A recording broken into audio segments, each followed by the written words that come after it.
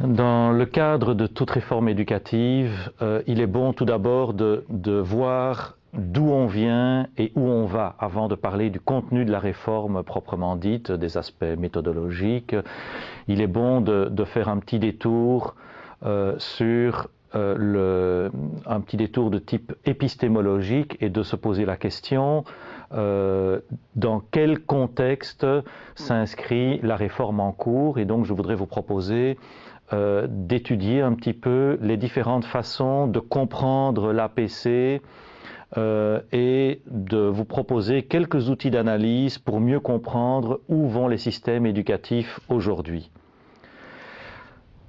Alors, d'où viennent les réflexions que je vais vous soumettre aujourd'hui? Eh bien, on peut dire qu'elles sont issues d'une approche empirique qui est liée d'une part à l'observation de systèmes éducatifs. Dans les 20 années qui viennent, j'ai eu l'occasion de côtoyer une quarantaine de systèmes éducatifs et donc je pense que je peux dire que j'ai une bonne vision de ce qui se passe dans les différents pays, sur les différents continents. Également les rencontres internationales, il y a également une étude de documents, tout ça, ça constitue, si vous voulez, les sources de cet exposé. Quand on parle d'APC, il me semble qu'il y a trois convergences qui ne sont contestées par personne. Autrement dit, trois dénominateurs communs à toutes les manières de comprendre l'APC. Première convergence, c'est que les contenus d'enseignement vont plus loin que les savoirs et les savoir-faire.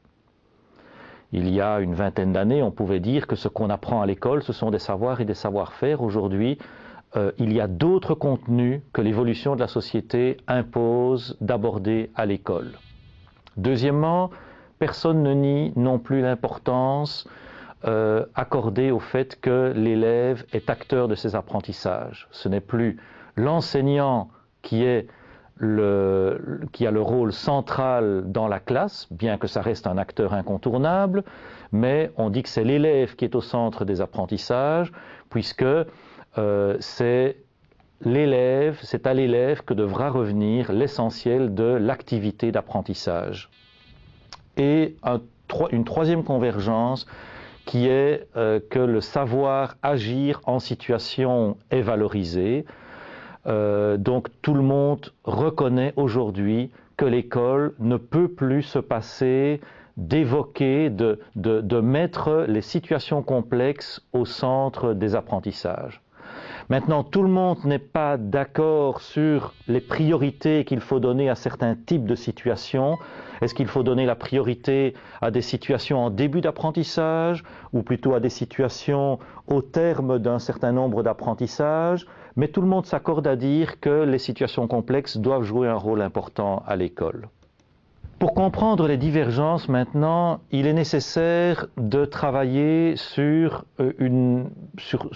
trois paramètres qui sont compris de manière différente par les systèmes éducatifs. D'une part, les systèmes éducatifs ont une compréhension différente du profil de sortie de l'élève. D'autre part, il y a des processus d'enseignement-apprentissage qui sont différents. Et troisièmement, il y a des contenus ou en tout cas des accents différents qui peuvent être mis sur certains contenus. Évoquons tout d'abord les profils de sortie. Vous savez qu'un profil de sortie détermine ce sur quoi l'élève va être évalué et un profil de sortie traduit des finalités différentes. On peut dire qu'il y a essentiellement trois types de profils de sortie que l'on peut évoquer. Tout d'abord, le profil qui est traditionnellement le plus connu est ce qu'on appelle un profil général ou un profil généraliste en termes culturels et cognitifs. Dans cette manière de comprendre le profil de sortie, ce qui est important avant tout pour l'élève, c'est d'acquérir un certain nombre de connaissances et un certain nombre d'éléments de culture pour pouvoir développer cette culture, se l'approprier pour pouvoir la développer. c'est ce type de profil dont nos systèmes éducatifs hérités de la tradition latine sont imprégnés depuis longtemps et je pense resteront encore imprégnés pendant un certain nombre d'années. Il y a une deuxième manière de comprendre un profil de sortie, qui est un profil, une manière de comprendre le profil qui est fort développée dans le monde anglo-saxon et qui est un profil sous forme de standard.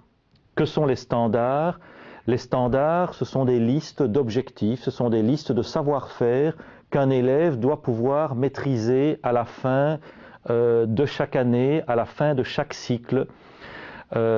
Ces standards sont élaborés dans une perspective un petit peu d'uniformisation des systèmes éducatifs. Et une troisième catégorie de profils de sortie, ce sont des profils de sortie qu'on peut qualifier de profils de sortie en termes de famille de situation. Et donc, dans cette manière de comprendre le profil de sortie, plutôt que de dire l'élève doit pouvoir maîtriser un certain nombre de connaissances et d'éléments de culture, ou plutôt que de dire l'élève doit pouvoir maîtriser un certain nombre de savoir-faire, les Anglais parlent de skills, eh bien ici, dans ce type de profil de sortie, on dit ce qui est important, c'est que l'élève doit pouvoir faire face à un certain nombre de situations complexes, qui sont des situations tantôt de la vie quotidienne, qui sont des situations complexes qui sont liées à la poursuite de la scolarité, à la poursuite des études, qui sont évidemment pour des formations professionnalisantes, également des situations de la vie professionnelle. Mais ce qui est important, c'est que l'élève puisse faire face à ces situations complexes.